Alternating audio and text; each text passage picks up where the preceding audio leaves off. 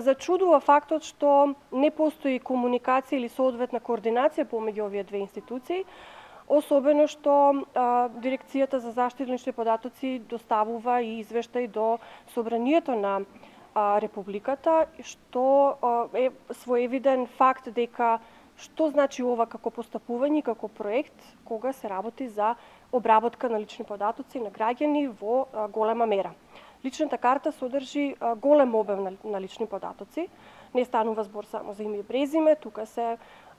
живеалиште, тука се други податоци, особено матичниот број, за кого велиме дека употребата на матичниот број треба да бидеме и свесни и совесни каде го оставаме матичниот број за обработка, но и кој се врши и кој може да врши обработка на матичниот број. Можна е секогаш злоупотреба на личните податоци, но во суштина како граѓани најпрво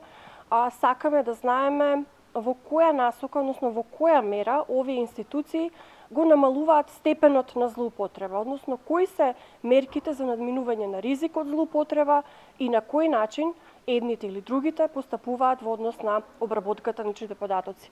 Законот за лична карта вели дека секој граѓанин треба да носи со себе лична карта, полнолетен граѓанин и оние кои што имаат право над 15 години да добијат лична карта,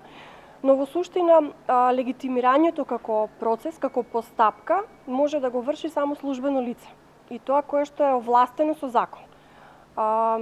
Јас се надевам дека ќе најдеме решение заеднички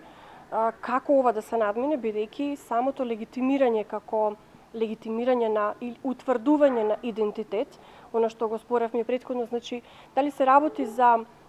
идентификација, како утврдување на идентитет на физичко лице,